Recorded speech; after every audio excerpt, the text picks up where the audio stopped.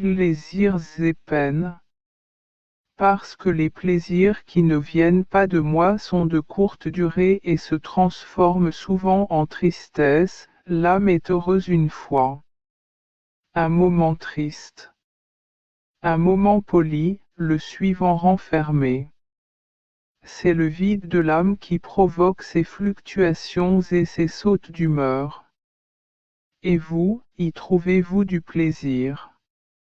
Dans ce qui existe ici-bas. Pourquoi donc craignez-vous qu'il y ait en vous un mal dont je voudrais me cacher pour éviter les désagréments?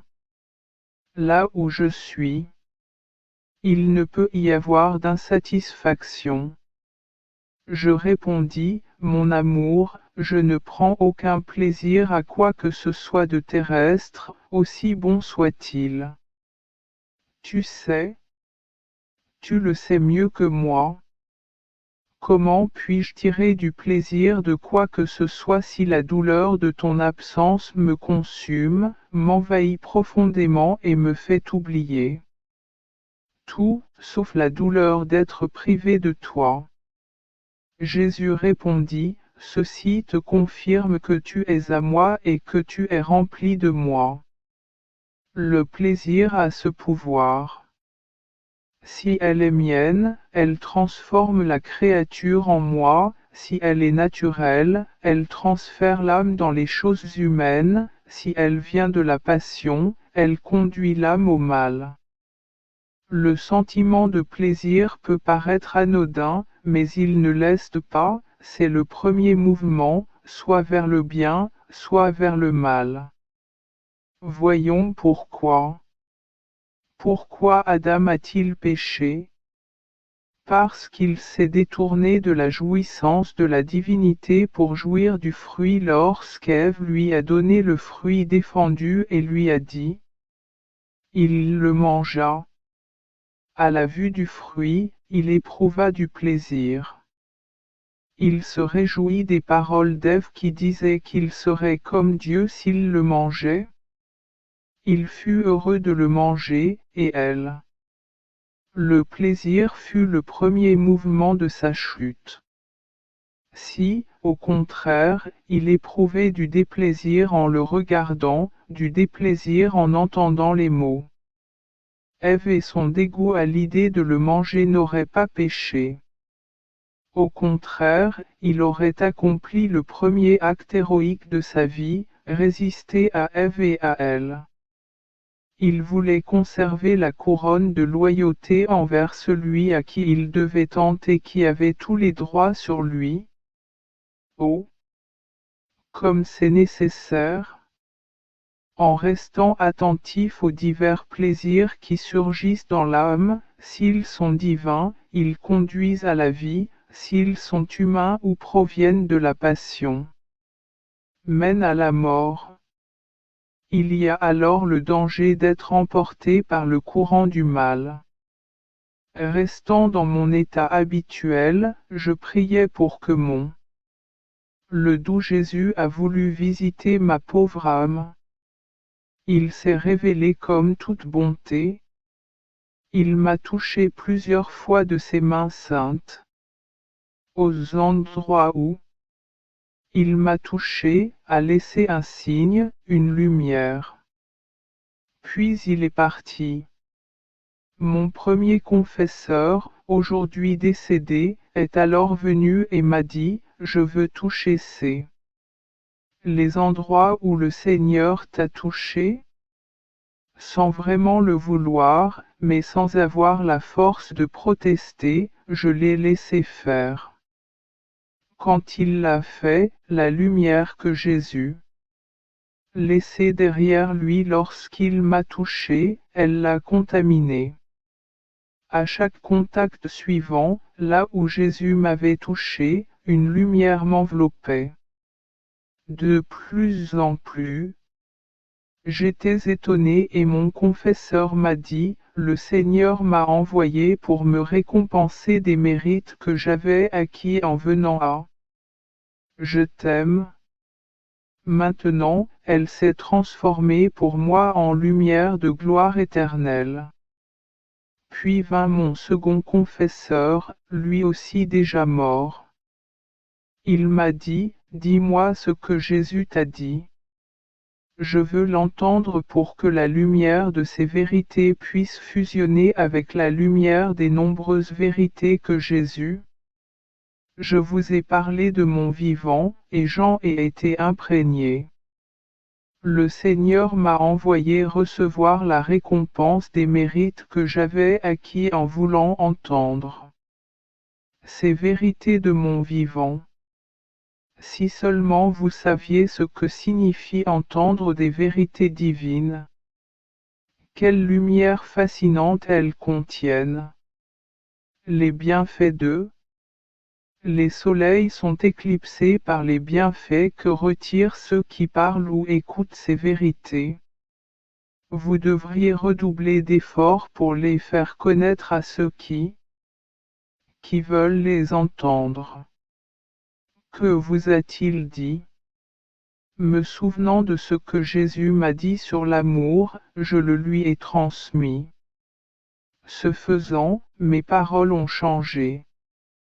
Dans la lumière, et cette lumière l'entoura. Très heureux, il partit. Voici ce que Jésus m'a dit à propos de l'amour, ma fille, l'amour peut tout transformer en l'amour. Pensez au feu, il peut transformer divers types de bois et d'autres choses en feu. S'il n'avait pas le pouvoir de tout transformer en feu, il ne serait pas. Il serait digne de son nom. Il en va de même pour l'âme, si elle ne transforme pas tout en amour, les choses surnaturelles et naturelles, les joies et les peines. Et tout ce qui l'entoure, elle ne peut prétendre au véritable amour. Lorsqu'il dit cela, de nombreuses flammes s'échappèrent de son cœur et le remplirent. Ciel et terre, puis fusionnèrent en une seule flamme. Il ajouta, des flammes constantes jaillissent de mon cœur. Elles apportent l'amour aux uns et aux autres. Douleur, une autre lumière, une autre force, etc. Bien qu'elles aient des fonctions différentes, toutes ces flammes proviennent du four de mon amour, et leur but principal est transmettant l'amour aux créatures. Ainsi, elles fusionnent en une seule flamme. Il doit en être de même pour les créatures, bien qu'elles fassent des choses différentes, le but ultime doit être l'amour. Ainsi, leurs actions deviennent de petites flammes qui, combinées, créent une grande flamme qui brûle. Tout et transforme tout en moi. Sinon, ces créatures n'ont pas le véritable amour pour leur prochain. J'ai simplement accepté mon bien-aimé Jésus dans la Sainte Communion. J'étais complètement absorbé par la très sainte volonté de Dieu tandis que Dieu me présentait tous les actes de sa vie terrestre. La vie, comme si elle se déroulait. Il m'a permis de voir l'institution du sacrement de l'Eucharistie et la communion qu'il s'est donnée. Quelle merveille! Cette communion avec moi-même était sublime. Mon esprit fut bouleversé par un si grand miracle. Mon doux Jésus me dit, fille bien-aimée de mon volonté suprême, ma volonté contient tout. Elle transforme chaque pensée divine en action et ne laisse rien lui échapper. Quiconque vit en ma volonté désire faire connaître ses bienfaits. Je veux que vous sachiez pourquoi j'ai voulu m'accepter en instituant mon sacrement d'amour. C'est un miracle incompréhensible pour l'esprit humain, que l'homme accepte l'être suprême, que l'être infini soit enfermé dans un être fini, et mais y recevoir l'honneur qui lui est dû et y trouver une demeure digne d'elle, est un mystère si incompréhensible à l'esprit humain que même les apôtres. Ceux qui croyaient néanmoins à l'incarnation et à d'autres mystères devinrent agités et enclins à l'incrédulité.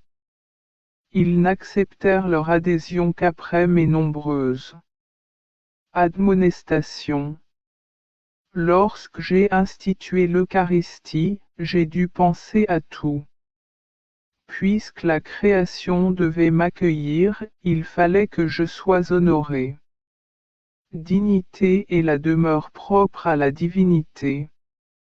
Aussi, ma fille, lorsqu'il a institué ce grand sacrement, ma volonté éternelle, en union avec mon être humain. Par sa volonté, elle m'a rendu présente toutes les hosties consacrées qui devaient exister jusqu'à la fin des temps. Tandis que j'étais dans mon état habituel, mon Jésus, toujours plein d'amour, apparut, portant plusieurs petits agneaux. Certains reposaient sur sa poitrine, d'autres sur ses épaules, d'autres encore tout autour. Son cou, certains dans ses bras, à droite et à gauche, certains dévoilaient leur petite tête hors de son cœur. Cependant, les pieds de tous les agneaux reposaient sur le cœur de Jésus, et il les nourrissait de son souffle. Ils avaient tous la bouche ouverte vers la bouche de mon doux Jésus pour recevoir son nourriture. Comme c'était beau de voir Jésus se réjouir et se réjouir d'eux, entièrement attentif à les nourrir. Ces agneaux ressemblaient les enfants nouveau-nés de son sacré cœur. Jésus me dit, ma fille, ces agneaux qui reposent sur moi sont les enfants de ma volonté. Légitimes rejetons de ma volonté suprême. Ils émergent de mon cœur, mais leurs pieds restent appuyés au centre de mon cœur, de sorte qu'ils ne peuvent. Ne prenez rien de la terre, ne vous souciez que de moi. Voyez comme ils sont beaux, comme ils sont propres, comme ils sont bien nourris et comme ils sont bien nourris seulement par mon nourriture. Ils seront la gloire et le couronnement de la création. Plus tard, il ajouta, ma volonté cristallise l'âme. Tout comme un cristal reflète tout ce qui reste devant lui. Placées ainsi, les âmes cristallisées par ma volonté reflètent tout ce qu'elle accomplit. Ma volonté suprême est partout, au ciel et sur terre. Âmes, dans lesquelles réside ma volonté et qui la possède comme si elle était la leur, absorbe mes actions et les reflète. Quand j'agis, je me tiens devant elles pour. Je les vois répéter mes actions, et ma volonté reproduit tout ce que font ces âmes, à tel point qu'il n'y a aucune créature ou lieu dans. Ces âmes ne seraient pas parmi les créatures, dans la mer, dans le soleil, dans les étoiles, ni même au ciel. Ma volonté reçoit donc, de manière divine, réciprocité de mes actions parmi les créatures. C'est pourquoi je désire tant que la vie dans ma volonté soit connue. Je veux multiplier ces miroirs de ma volonté, afin que j'ai répété mes actions. Ainsi, je ne serai plus seul, j'aurai des êtres avec moi qui m'accompagneront. Au plus profond de ma volonté, ces créatures seront en étroite collaboration. Unité avec moi. Ils seront presque inséparables de moi, comme au moment de la création, avant qu'ils n'adoptent une attitude contraire à ma volonté. Comment je serai heureux? En entendant cela, je lui dis, mon amour et ma vie, je n'arrive toujours pas à me convaincre. Comment est-il possible qu'il n'y ait pas eu de saint qui vivrait dans ta volonté de la manière que tu décris?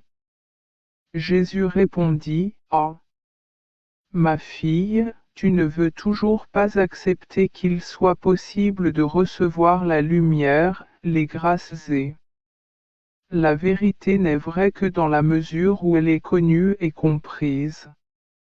Il est vrai qu'il y eut des saints qui firent toujours ma volonté, mais ils ne s'en inspirèrent que dans la mesure où ils le comprenaient.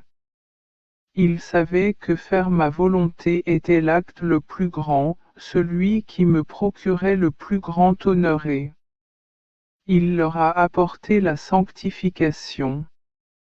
Il est également vrai qu'il n'y a pas de sainteté en dehors de ma volonté et qu'aucun bien, aucune sainteté, grande ou petite, ne peut exister au-delà de ma volonté. Ma volonté n'a jamais changé, mais je peux révéler différemment ses effets, sa valeur et la variété de ses couleurs. Jusqu'à présent, je n'ai tout simplement pas révélé. S'il n'en était pas ainsi, pourquoi révélerais-je ces choses seulement maintenant? Ma volonté a agi comme un grand seigneur, présentant l'une de ces les palais les plus grands et les plus magnifiques. Il montre au premier groupe le chemin du palais. Il montre au deuxième groupe la porte par laquelle ils peuvent entrer. Le troisième, il montre au groupe l'escalier menant aux chambres. Il montre au quatrième groupe plusieurs pièces. Il ouvre toutes les pièces au dernier groupe et fait entrer ces personnes, propriétaires du palais et de tout ce qu'il contient. Le premier groupe ne peut s'emparer que de ce qui se trouve sur la route menant au palais. Le second, le groupe peut prendre ce qui se trouve près du portail, car c'est meilleur que ce qui peut être obtenu sur le chemin. Un troisième groupe peut prendre ce qui se trouve à l'intérieur, près des escaliers. Le quatrième groupe peut prendre ce qu'il trouve dans les premières pièces, où il y a plus de meubles et de sécurité. Cependant, seul le dernier groupe peut. Elle prit possession du palais et de tout ce qu'il contenait. Ma volonté se comporta de la même manière. Elle montra d'abord le chemin, puis la porte, puis l'escalier et quelques autres chambres. Enfin, elle permet aux créatures d'entrer dans son immensité. Là, elle leur révèle les merveilles qu'elle contient en elle et leur montre qu'agissant en elle, les âmes peuvent posséder toute la variété des couleurs de ma volonté, son immensité, sa sainteté, sa puissance et toutes ses actions. Lorsque je révèle quelque chose à une âme, en même temps, je donne, j'écris dans mon âme les choses divines que je révèle. Si seulement tu savais quelle grande vague de grâce t'inonde lorsque je t'annonce les effets de ma volonté, tu serais émerveillé. Tel un peintre sur une toile, il peint sur ton âme les couleurs vives de ma volonté, ses effets et les immenses valeurs que je te révèle. Mais parce que je compatis à ta faiblesse et je te comprends. En te soutenant, mes paroles ont un plus grand impact sur toi, car quand je parlais, en même temps, j'agis. Alors, soyez attentifs et fidèles. Mon Jésus, éternellement aimant, est venu dans une lumière immense et avec force. Serrant ma main contre lui, il me dit, Petite fille de ma volonté, cette immense lumière que tu vois représente ma volonté suprême, qui Rien n'échappe. Sachez que lorsque j'ai créé le ciel, le soleil, les étoiles, etc., j'ai fixé des limites à chaque chose, donné à chacune sa place et déterminé les quantités de choses. Rien ne peut diminuer ou transcender ces limites. Je tiens tout dans la paume de ma main. En créant l'homme, j'ai créé l'intelligence humaine, ses pensées, ses paroles, ses œuvres, ses pas et tout ce qui est propre à la nature humaine. J'ai fait cela pour chaque homme, du premier au dernier. C'est dans ma nature d'agir ainsi. Et de plus, j'étais à la fois acteur et spectateur de tout cela. Toutes les actions des créatures découlent de ma volonté. Comme un poisson dans l'océan. Je n'ai pas créé l'homme pour qu'il soit esclave, mais pour qu'il soit libre. Je lui ai donc donné le libre arbitre. Il ne serait ni convenable ni digne de ma part de le créer. L'homme privé de liberté.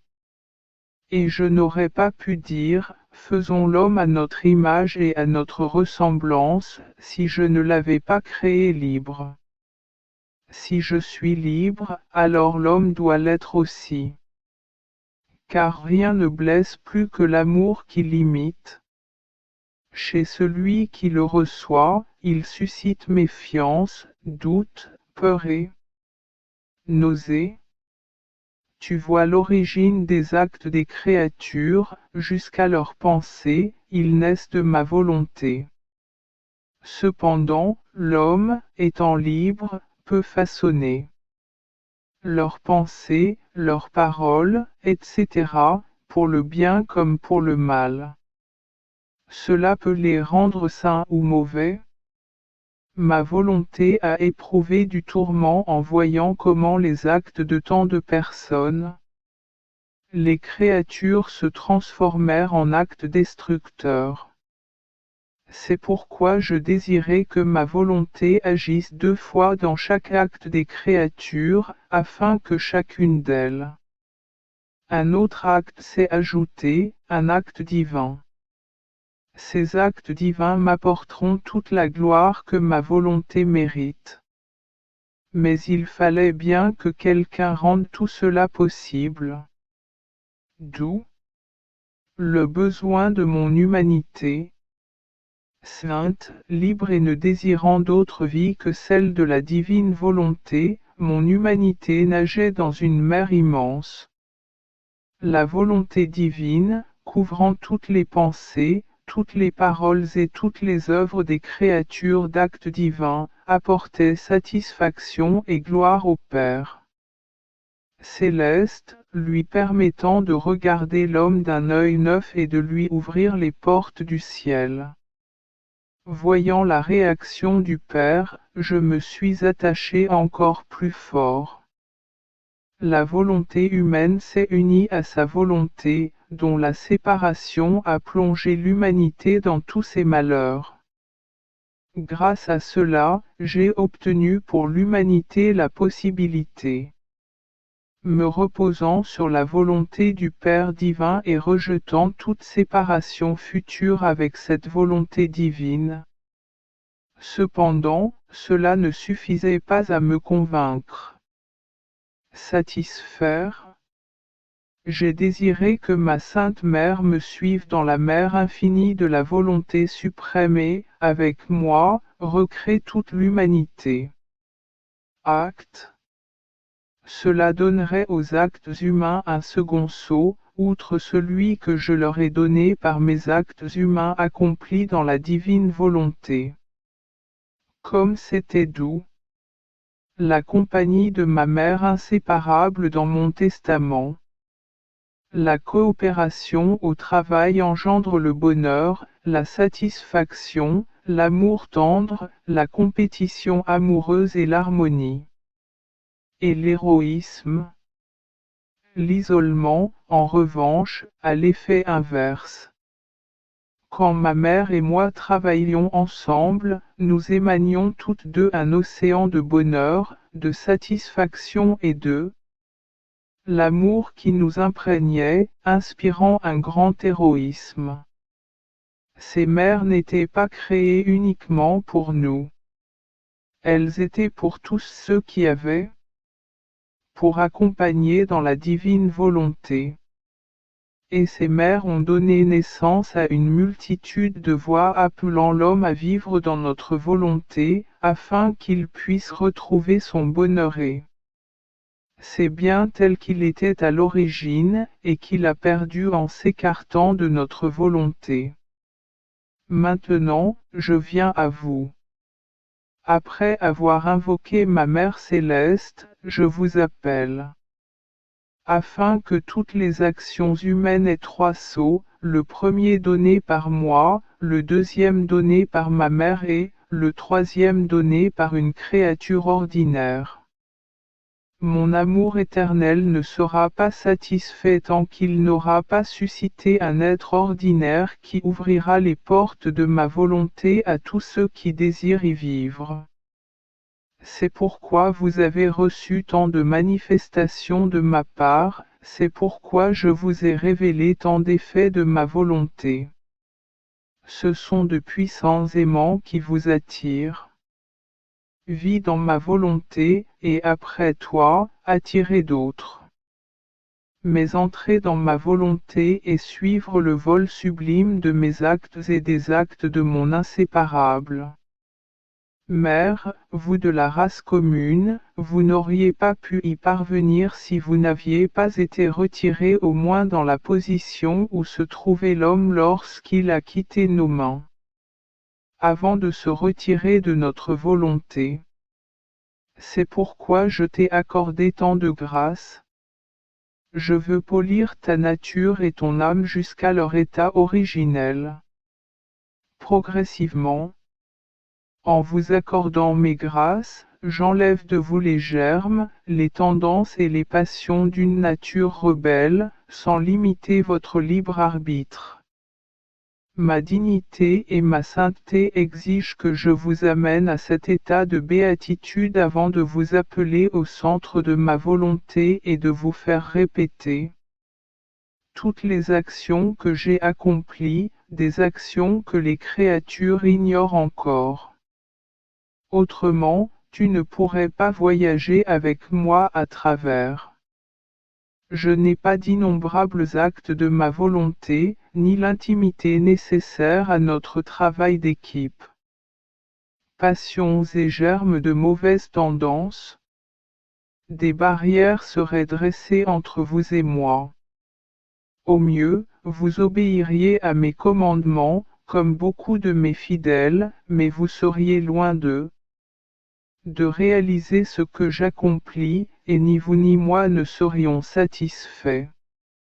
Vivre dans ma volonté signifie vivre dans un bonheur parfait sur terre, et alors, vivez dans un bonheur encore plus grand au ciel. C'est pourquoi je t'appelle la fille authentique de ma volonté, l'heureuse première-née de ma volonté. Sois attentif et fidèle. Entrez dans ma volonté éternelle. Mes actions et celles de ma mère vous y attendent, afin que vous y ajoutiez le sceau de votre propre acte. Tout le ciel t'attend. Le désir bénit que tous leurs actes soient glorifiés dans ma volonté par un être de même origine. Ce qu'ils font, les générations présentes et futures attendent que vous leur rendiez leur bonheur originel perdu. Oh!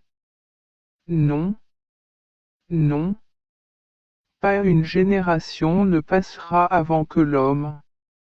Il reviendra dans mon sein dans le même état de beauté et de souveraineté où il a quitté mes mains au moment de la création.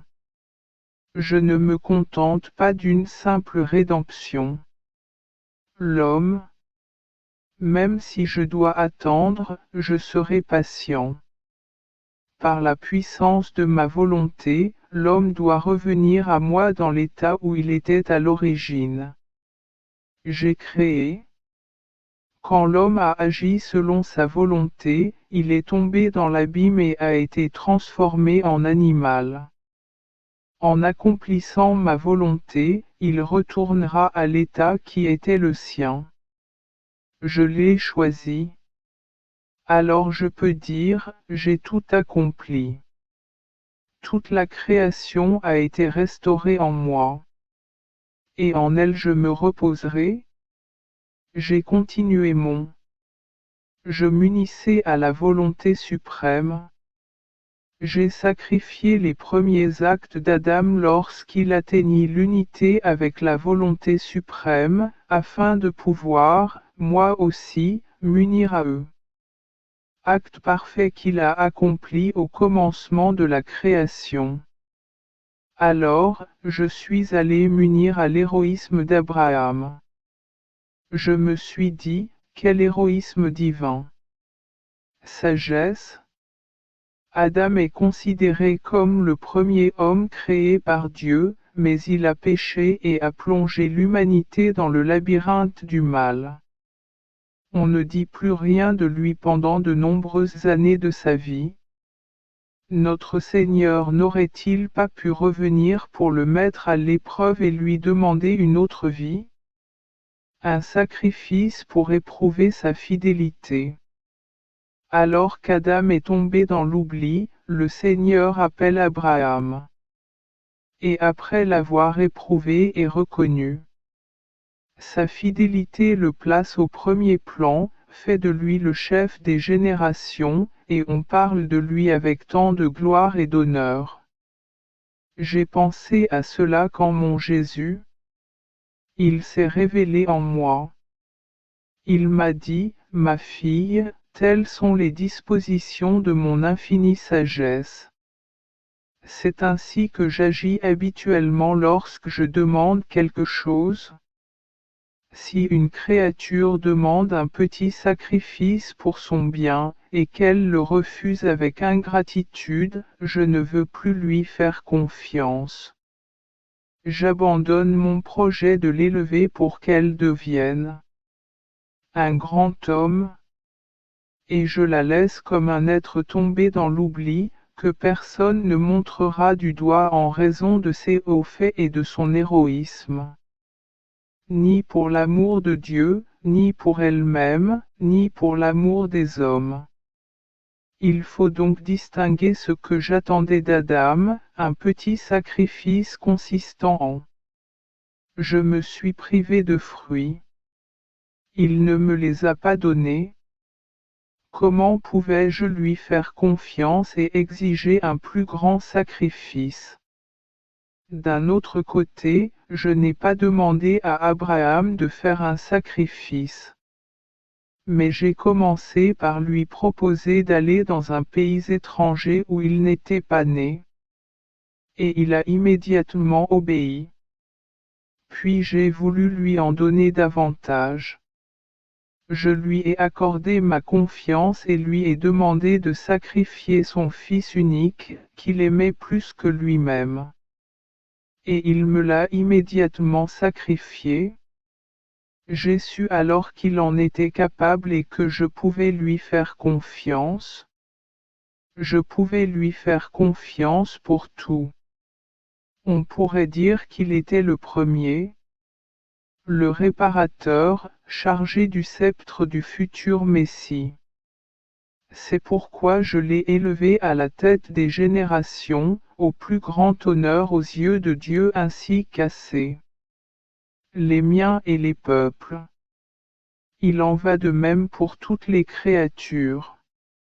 C'est ma façon habituelle de demander de petits sacrifices, me priver de plaisir. Le désir, l'intérêt mesquin, la vanité, ou le fait de se couper de quelque chose qui ne semble nuire à personne. Ces petites tentatives ne leur apportent que peu de soutien, sur lesquels je dépose un grand capital de ma grâce pour les préparer à de plus grands sacrifices. lorsqu'une âme me reste fidèle dans les petites épreuves. Ma grâce coule sur elle en abondance, et je demande des sacrifices encore plus grands pour pouvoir donner encore davantage. Je fais d'elle un miracle de sainteté. Quelle sainteté? Commence par un petit sacrifice. Combien d'autres, m'ayant refusé un petit sacrifice parce qu'il leur semblait dénué de sens, sont restés petits en bonté. Des idiots dans leur compréhension, incapables de marcher sur le chemin qui mène au paradis. Pauvres créatures! On les voit ramper et lécher le sol d'une manière pathétique. C'est pourquoi, ma fille, nous devrions accorder plus d'importance aux petits sacrifices qu'aux grands. Car les petits sacrifices font la force des grands. Ils disposent Dieu d'accorder la grâce et de permettre à l'âme de la recevoir. Ma vie dans la divine volonté est continue. J'ai suivi ces innombrables actes lorsque mon doux Jésus, il s'est révélé en moi. Il m'a dit, ma fille, tout ce que la créature fait selon ma divine volonté est une propriété universelle. En fait, puisque ma volonté est la propriété de Dieu, tout ce que j'accomplis selon le fiat divin devient propriété divine. L'être suprême est par loi, par nature et par puissance. Créateur, le Créateur, seul maître universel de toutes choses. Tout ce que l'âme accomplit selon ma volonté acquiert des droits universels, et tout ce qui devient universel devient la propriété de tous, afin que chacun puisse recevoir ce qui est universel. De plus, en se donnant à tous, l'universel. Les propriétés de Dieu ne diminuent jamais, elles ne donnent rien et ne perdent rien. Le soleil perd-il quelque chose en éclairant tout le monde? Les créatures, elles, perdent-elles quelque chose? Bénéficient-ils moins de sa lumière parce que tous la reçoivent? Le soleil ne perd rien, et toutes les créatures jouissent de sa lumière. Au même degré, qu'il y en ait un seul ou que tout le reçoivent. Dieu perd-il quelque chose en se donnant à tous? Ou bien les créatures recevoir moins parce qu'il est le Dieu de tous? Absolument pas, ni lui ni les autres ne perdent rien. Mais quelle gloire, quel honneur ne me donne-t-il pas? L'âme qui vit dans ma volonté et agit en elle, en intégrant ses actions dans les propriétés universelles de Dieu de telle manière que, plus encore que le soleil ou tout autre, peut-elle recevoir le bien de ses œuvres? Et quelle gloire l'attend quand eux, plus que le soleil, habille toutes choses et circule pour leur donner vie par sa lumière, ses actions et son amour. En ce moment, j'ai compris que mon bien-aimé Jésus allait me quitter. Je me suis écrié, Jésus, que fais-tu? Ne me quitte pas, car je ne sais pas vivre sans toi. Et Jésus, il se tourna vers moi et me dit, ma fille, puis-je abandonner ma divine volonté, mes actions, mes biens? Je ne le peux pas. N'aie donc pas peur, car je ne t'abandonnerai pas. Et j'ai dit, et pourtant, mon amour, tu me quittes. Combien de fois ai-je erré à travers toute la création sans te trouver?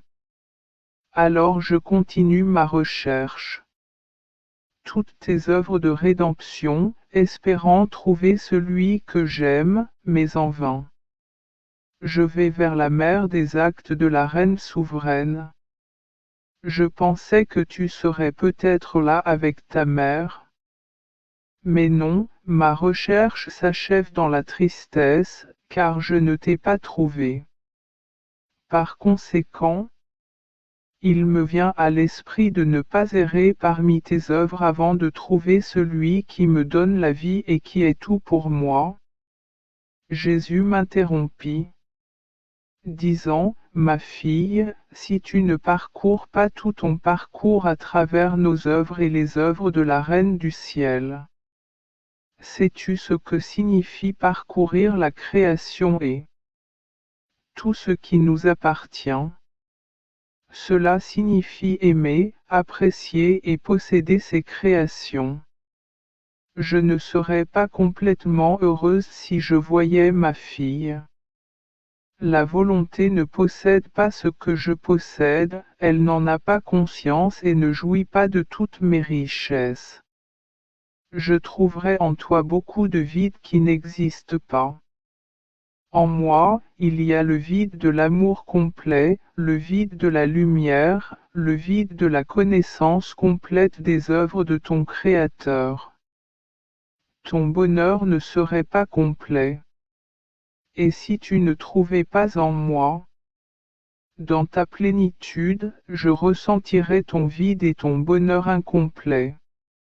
De même, si notre Reine Mère ne voyait pas que tu possèdes ces océans de grâce, aurait le sentiment que sa petite fille n'est ni pleinement riche ni heureuse. Ma fille, avoir une seule et unique volonté de Dieu comme vie et ne pas avoir la même. C'est impossible.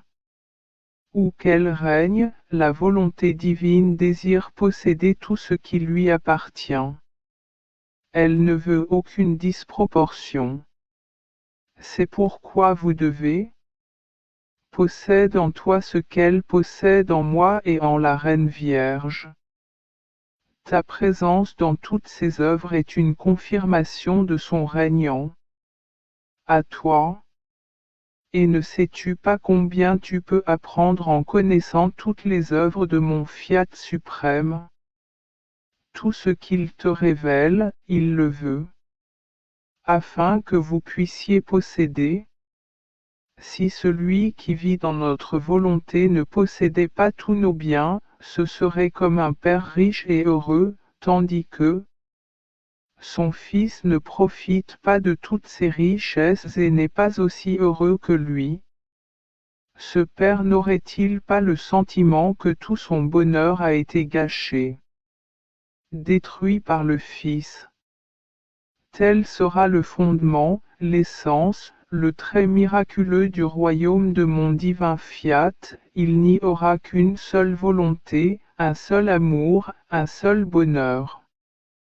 Une seule gloire entre le Créateur et la créature.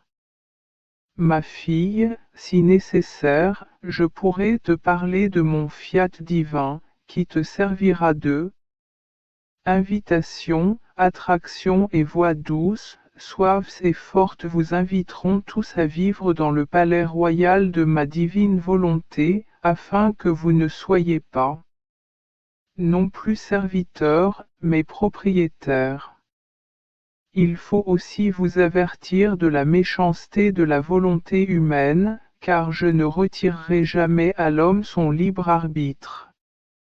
C'est pourquoi, dans le royaume, il est nécessaire pour ma divine volonté que je crée une garde royale à cheval, ces nobles gardiens qui rendent les créatures attentives, leur montrant le grand mal de la volonté humaine, afin qu'ils deviennent conscients.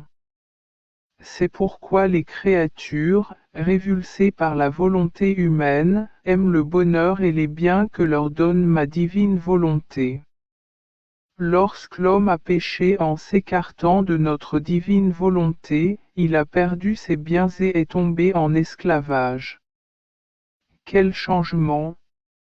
De fils à serviteur. Il a perdu tout pouvoir sur création et s'est fait le serviteur de tous. En se détournant de notre fiat divin, l'homme a senti ses fondements ébranlés et sa personne hésitait. Il savait ce qu'était la faiblesse et se sentait esclave de ses passions, ce qui lui faisait honte. Il en arriva au point où il perdit son empire.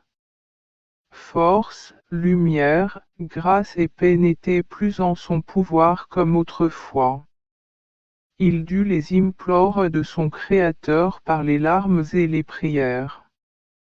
Comprends-tu maintenant ce que signifie vivre selon ma divine volonté? Être propriétaire. Quiconque fait sa propre volonté est un serviteur. C'est pourquoi les créatures, abhorrant la volonté humaine, aiment le bonheur et les biens que leur donne ma divine volonté. Il faut aussi vous parler du mal de la volonté humaine, car je ne retirerai jamais à l'homme son libre arbitre.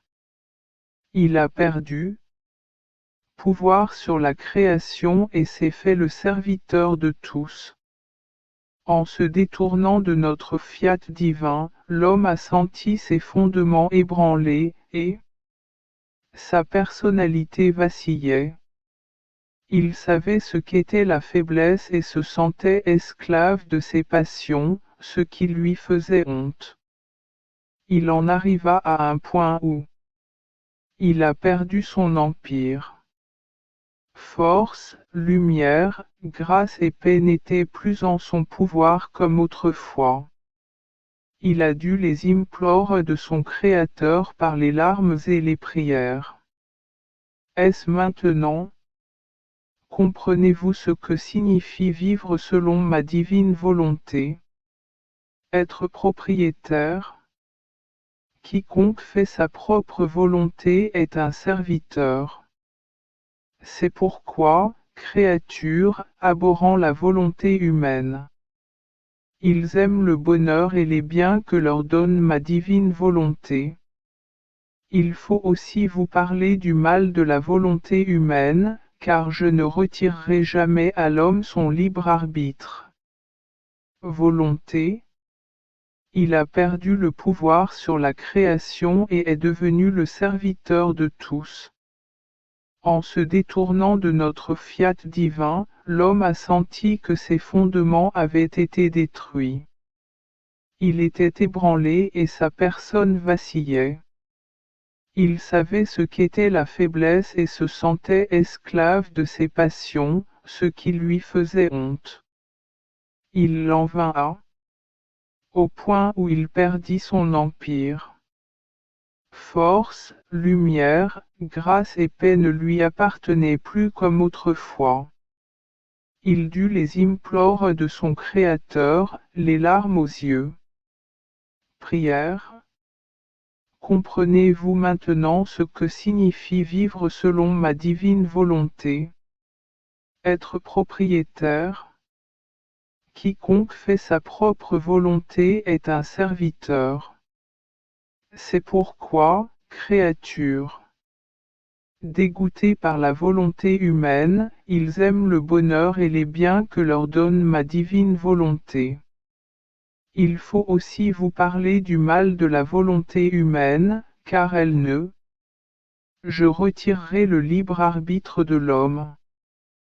Toutes les vérités que je t'ai révélées étaient comme des océans qui t'entouraient. Et je continuerai à répandre davantage d'océans autour de toi. Prends courage. Ma fille, il est nécessaire de vivre dans la sainteté de ma volonté, une sainteté centrée sur la ressemblance de l'âme avec moi. C'est ce que j'ai fait avec mon mère. Je ne l'ai exempté d'aucun de mes soucis, si petits soient-ils, ni d'aucun de mes actes ou de mes gentillesses. Des volontés unies nous unissaient. Ainsi, lorsque j'ai souffert la mort, la douleur où agit, elle est morte, a souffert et agit avec moi. Son essence était fidèle. Une copie de moi. Alors, quand je l'ai regardé, j'ai vu un autre soi. Maintenant, je veux faire avec toi ce que j'ai fait avec ma mère, dans la mesure où tu es dans un état. Il est nécessaire qu'à travers une créature misérable ma volonté vive et agisse sur terre. Mais comment ma volonté peut-elle trouver une telle vie active dans créature si elle ne lui donne pas ce que mon humanité contient et a souffert? Ma volonté a trouvé une vie si active en moi et dans mon inséparable mère.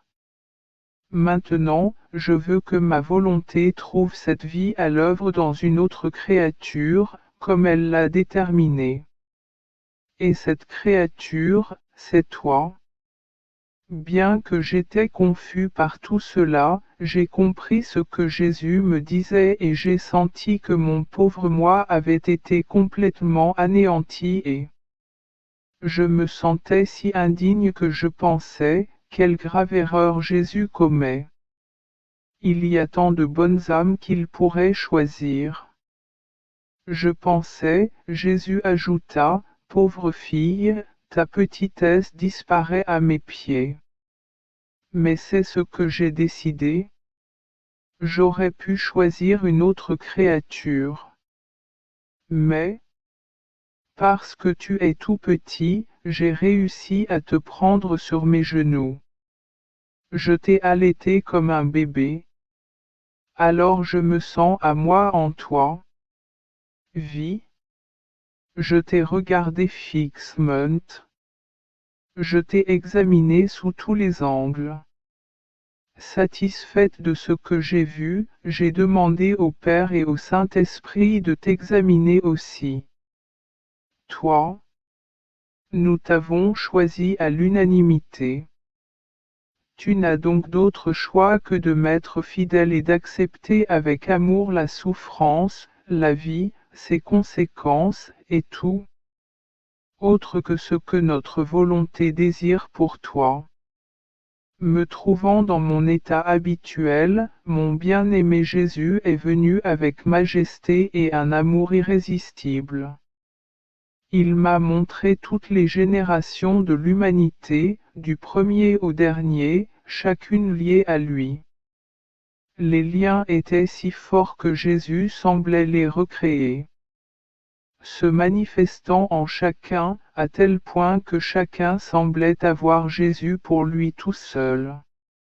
Jésus a offert sa vie pour prendre sur lui les souffrances de tous. Création, afin que tu puisses dire au Père céleste, mon Père, dans chaque créature, tu trouveras un autre moi. À chacun de vous, je vous donnerai ce qui vous a été donné. Tandis que je réfléchissais à cela, mon doux Jésus me dit, ma fille, veux-tu m'imiter en acceptant aussi l'union avec chaque créature?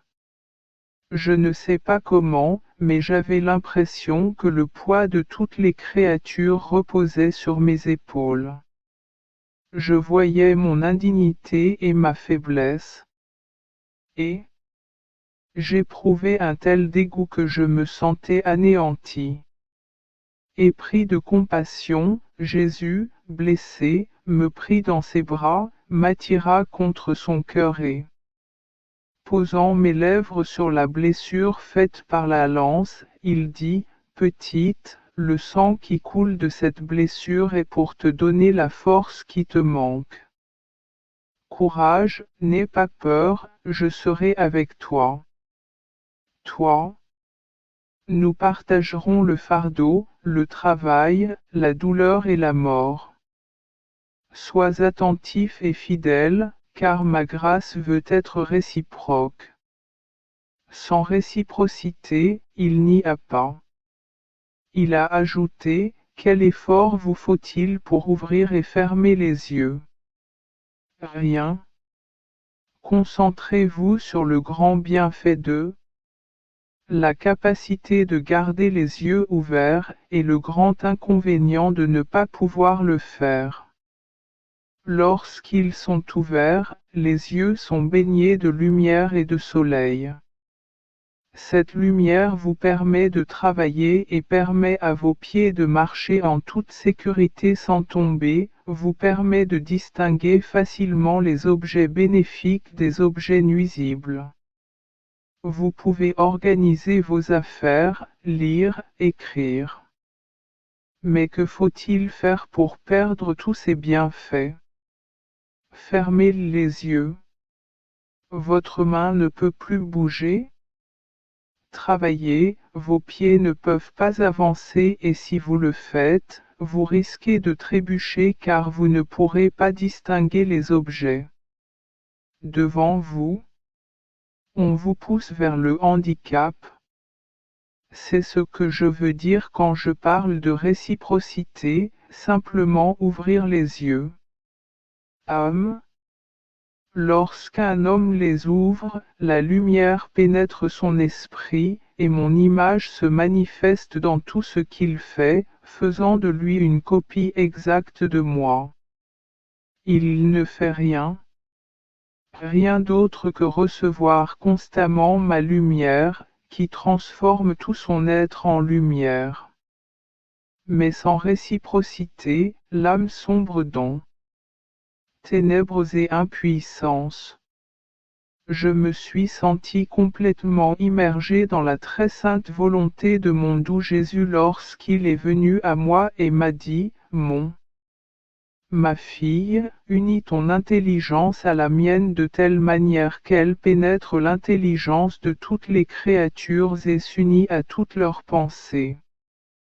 De cette façon, ton intelligence pourra remplacer leurs pensées par un nombre égal de pensées dans ma volonté. Et je recevrai la gloire comme si toutes leurs pensées avaient une origine divine. Qualité. Unis ta volonté à la mienne. Rien ne peut échapper à la toile de ta volonté et de la mienne. Ma volonté en moi et ma volonté en toi doivent s'unir et se réjouir. Les mêmes prérogatives. Mais j'ai besoin que tu m'abandonnes ta volonté, afin que je l'étende à la mienne, afin que rien de créé ne lui échappe. Alors, j'entendrai l'écho de la volonté divine en toutes choses. Ma fille, j'ai souffert une double mort pour chaque mort subie par les créatures, une mort d'amour et une mort de. La seconde est la souffrance. Lorsque j'ai créé les créatures, j'ai créé en elles une structure d'amour, afin que rien d'autre n'émette d'elles. Ceci est vrai pour Seth. À tel point que mon amour et leur amour étaient destinés à s'entremêler en courant constant. L'homme ingrat non seulement refusa de m'aimer, mais m'a offensé. Dès lors, j'ai dû accepter la mort de l'amour pour chaque créature afin de compenser ce manque d'amour pour mon Père, et aussi mort de douleur pour expier les péchés des créatures. Tandis que mon bien-aimé Jésus disait cela, il était complètement en feu avec l'amour qui le consumait et le conduisait à la mort pour toute créature. De plus, je vis que chaque pensée, chaque parole, chaque mouvement, chaque acte et chaque pas de Jésus étaient comme des flammes qui le brûlaient. Il l'a absorbé et, en même temps, lui a donné une vie nouvelle. Et Jésus a ajouté, veux-tu être comme moi? Veux-tu accueillir les morts par amour, comme tu as accueilli? Mort de souffrance, répondis-je, ah! Jésus, je ne sais pas ce qui s'est passé. J'éprouve encore une grande aversion pour la mort de souffrance à laquelle j'ai consenti. Comment pourrais-je accepter la mort de l'amour, qui me paraît encore pire? Je tremble à cette pensée. Ma pauvre nature doit être encore plus anéantie, détruite. Au secours! Donne-moi la force, car je sens que je ne peux plus continuer. Avec toute la bonté possible, Jésus ajouta, ma pauvre fille, c'est déjà. J'ai décidé. Soyez courageux, n'ayez pas peur, ne vous inquiétez même pas du dégoût que vous ressentez. De plus, pour vous donner confiance, je vous dis que même cela fait partie de mon image. Sachez que mon humanité, bien que sainte et prête à souffrir, ressentait la même répulsion. Mais ce n'était pas ma répulsion, c'était de l'aversion. Que toutes les créatures ressentaient, faire le bien et accepter la souffrance qu'elles méritaient. J'ai dû accepter ces souffrances, me tourmenter pour inculquer aux créatures une tendance à faire le bien et à atténuer leurs souffrances. Mon dégoût était si grand quand, au jardin des Oliviers, j'ai crié au Père, s'il est possible, éloigne de moi cette coupe. Mais pensez-vous que c'est moi qui ai crié? Oh! Non. Si c'est le cas, vous vous trompez. Vous pensez? J'ai aimé la souffrance jusqu'à la folie. J'ai aimé la mort pour pouvoir donner la vie à mes enfants. C'était le cri de toute l'humanité qui résonna dans mon humanité. Hurlant avec les créatures, je répétais 3 fois, si c'est possible, éloignez-moi de cette coupe. Je hurlais. Ceci au nom de toute l'humanité, car cela faisait partie de moi. Et je me suis senti accablé et anéanti. La haine que tu ressens n'est pas la tienne. Elle est la mienne. Écho. Si c'était à toi, je me serais déjà éloigné de toi. Alors, ma fille, désire créer en toi une image différente de moi et accepte-la. Moi-même, je désire. Augmente ta volonté et absorbe-la dans la mienne, pour y imprimer ces morts d'amour. En disant cela, de sa main sainte, Jésus imprima ses morts d'amour sur mon âme. Puis il disparut. Que tout soit pour la gloire de Dieu. Ils continuèrent à faire des copies de mes écrits selon les exigences de mon confesseur, y compris tout ce que Jésus m'a dit sur les vertus que je voudrais exclure de la copie. Jésus est venu et m'a dit d'un ton désapprobateur, ma fille. Pourquoi veux-tu me cacher? Suis-je indigne d'être mentionné? Si nous rapportons un bienfait, une parole, un acte ou une vérité de quelqu'un, si nous ne souhaitons pas divulguer leur nom, cela signifie que nous considérons la source de ces informations comme peu fiable. En revanche, si une personne jouit d'une bonne réputation, est honorable et largement connue, alors son nom est mentionné en premier pour renforcer le message et ce n'est qu'ensuite que l'histoire est rapportée. Les paroles et les actes de cette personne. Ne mérite-je pas que mon nom soit mentionné avant mes paroles? Oh! Comme vous me traitez mal. Je n'aurais jamais pensé que tu m'insulterais ainsi après mon comportement généreux envers toi. Je t'ai montré tant de choses sur moi-même. Je t'ai tant révélé. Des détails très intimes, de nouvelles révélations sur mon testament qui n'ont été révélées à personne auparavant. Tu devrais être plus vous êtes enclin à me le faire savoir. Mais au contraire, vous êtes si fermé. D'autres âmes, pleines de zèle à me faire connaître et aimer, aimeraient vous l'annoncer avec des trompettes et des fanfares, je leur ai tout révélé, afin d'être connus et aimés. Vous voulez me cacher? Je n'aime pas du tout ça. Je lui ai dit, jusqu'à la limite, mon Jésus, pardonne-moi. Tu as raison. Mais je ressens un tel dégoût. Forcer ma volonté à accepter de partir.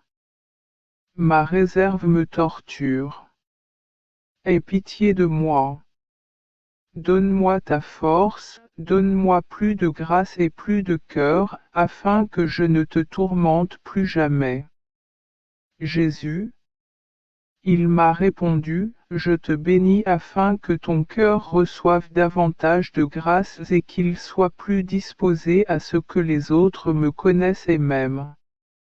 J'étais dans mon état ordinaire et je me sentais tellement désorienté et séparé de mon doux Jésus que lorsqu'il est venu, je lui ai dit, mon amour, comment?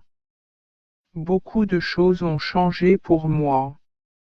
Avant, je me sentais si uni à toi que je ne voyais aucune frontière entre nous. Même dans mes épreuves, tu étais là. Avec moi. Maintenant, c'est l'inverse. Quand je souffre, je me sens séparé de toi. Et quand je te vois devant moi ou en moi, tu ressembles à un juge qui tu me condamnes à la souffrance, à la mort, et tu ne participes plus à la souffrance que tu m'infliges toi-même. Tu dis plutôt, élève-toi toujours plus haut. Et pourtant, je continue à descendre. Jésus m'interrompit et dit, ma fille, comme tu as tort.